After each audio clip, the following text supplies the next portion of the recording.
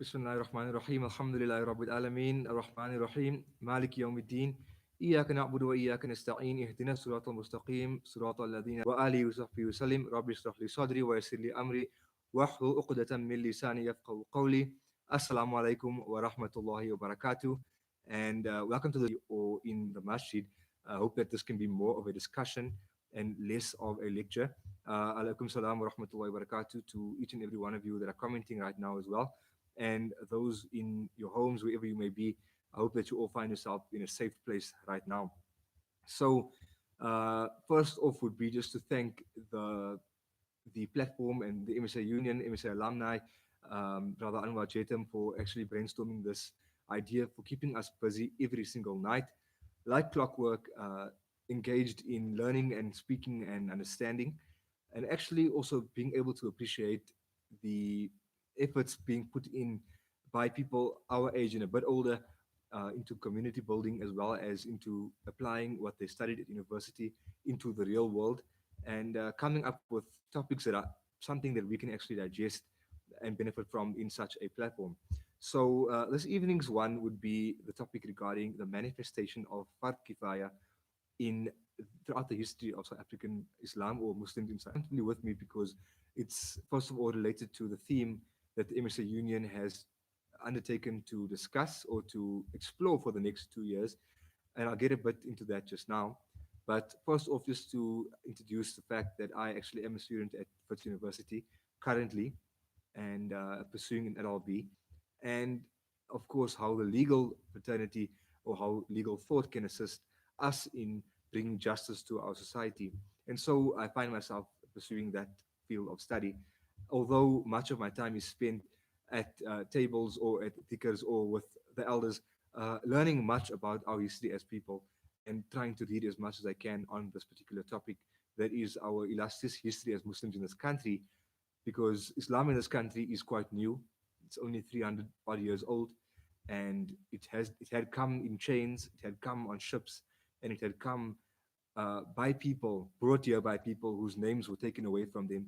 But it exists today in a very, very manifested form, in a way that we can be proud of, and in a way that we are able to. And so, those commenting and those watching, if you could just please indicate that that is what. First of all, please like, comment, and subscribe to Mr. Union's YouTube channel. We are trying to grow this platform, not for now, but for the future as well.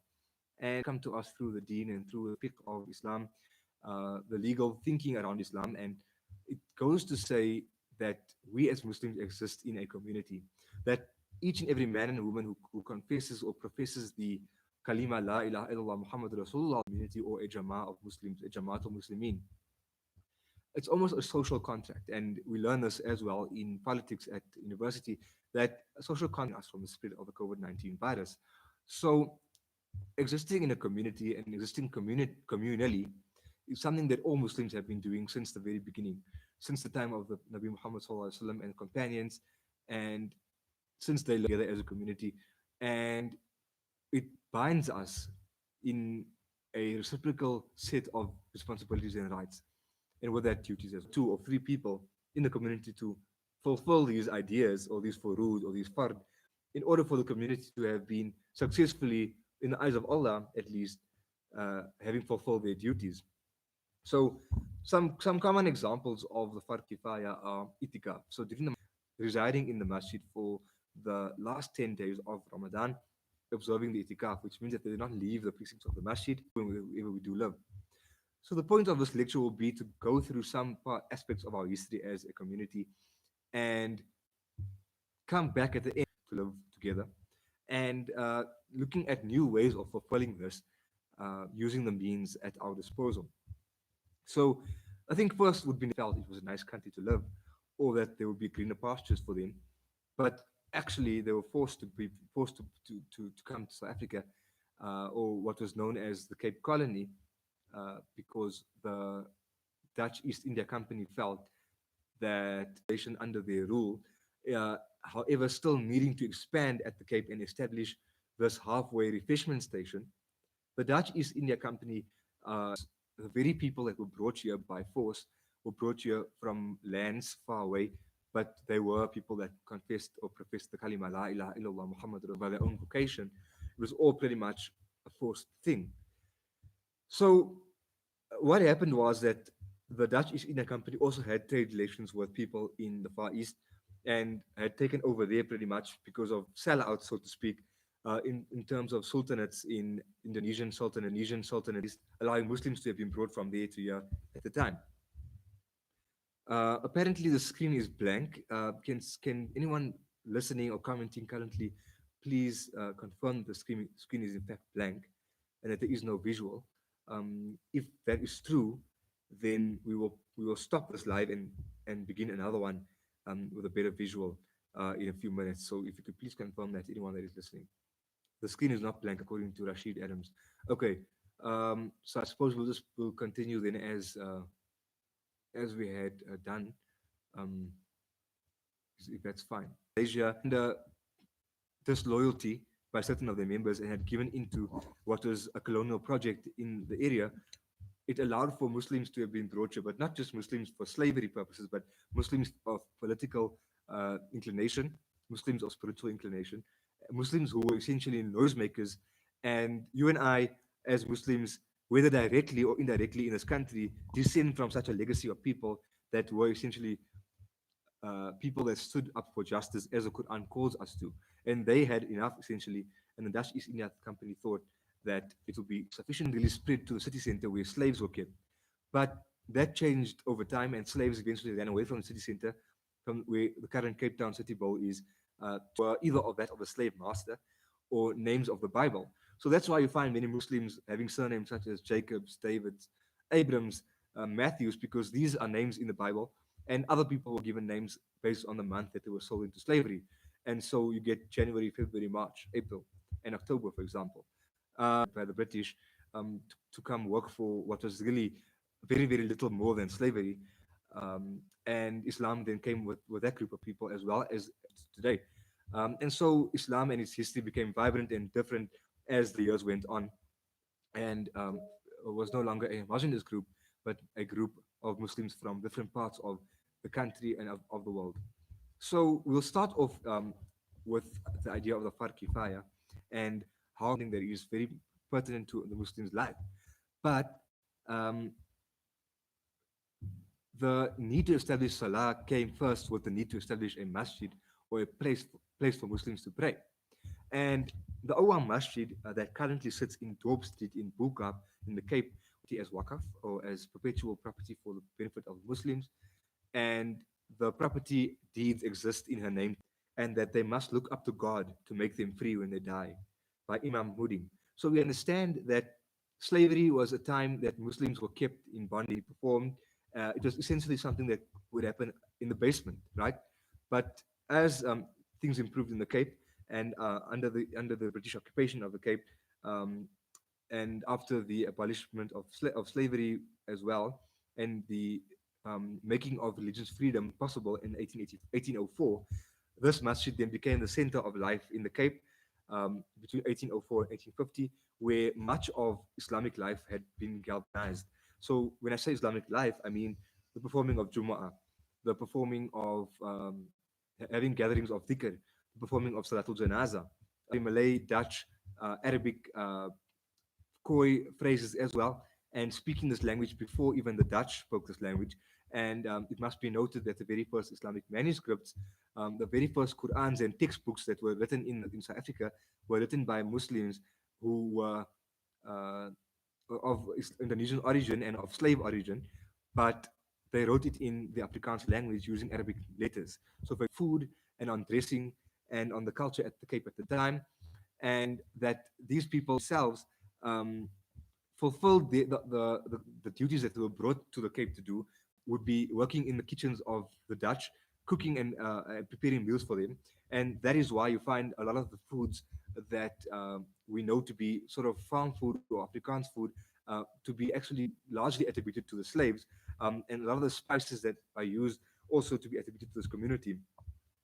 So we'll come to the aspect later of apartheid and the Group Areas Act, but it must be noted that the Muslims of early origin lived by the Farkitana Baru cemetery, which is the first burial ground for Muslims, is a very obvious way of fulfilling the Fardh Kifayah, because, like I mentioned, Fardh Kifayah is about, one of the aspects of Fardh Kifayah is to bury the dead.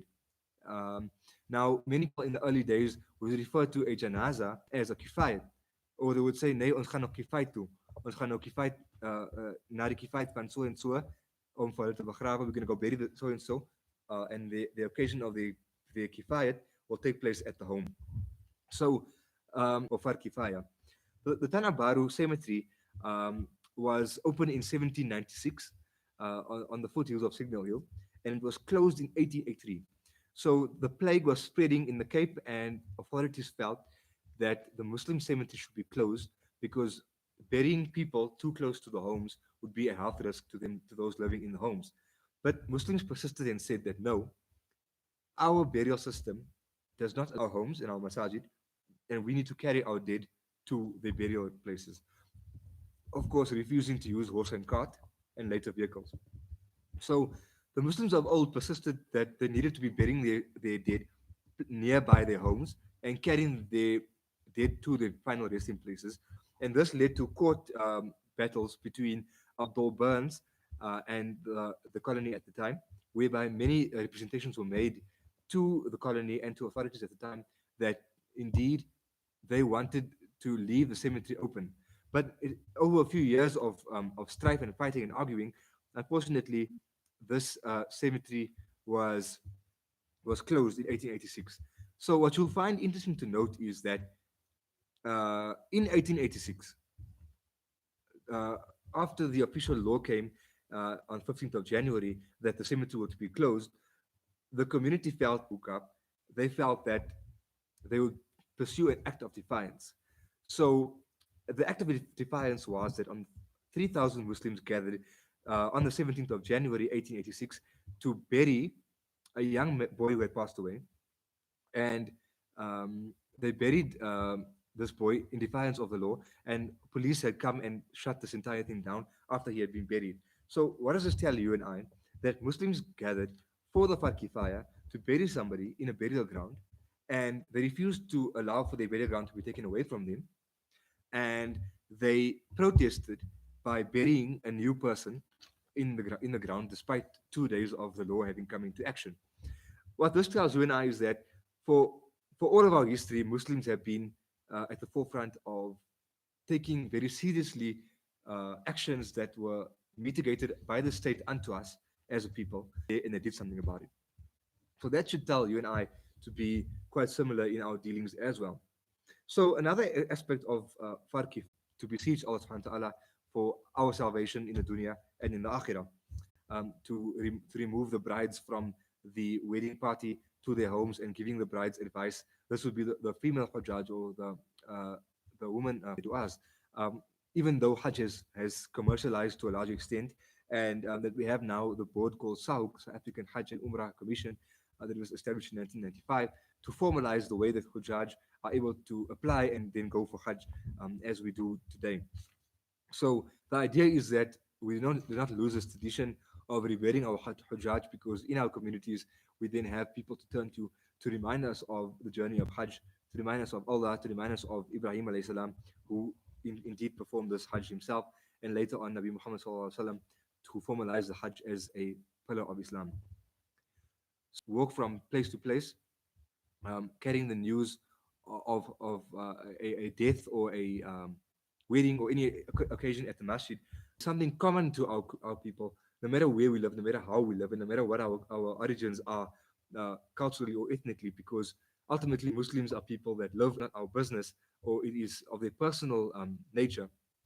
But at least insofar as marriages, the announcement of marriages are concerned, that would be part form that indeed somebody has passed away.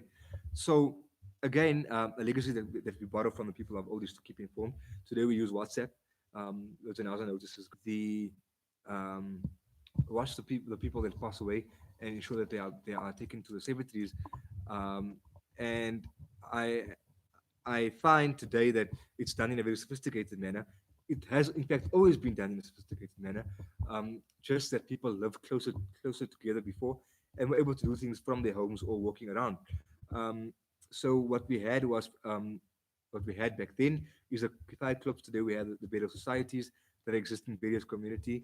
And I'm just checking some comments here that the network is not too good. So I'm going to ask just for a minute of patience while I try and check this. Um, so nonetheless, if you could please bear with me. Apparently the network isn't too great and you guys can't hear me fully. Um, could you just bear with me for a minute.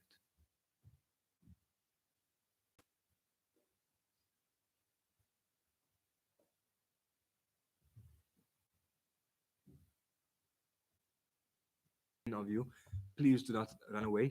We're going to be starting a new live with hopefully better signal. I hope that this is fine for all of you.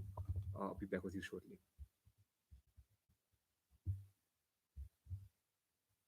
What's going on?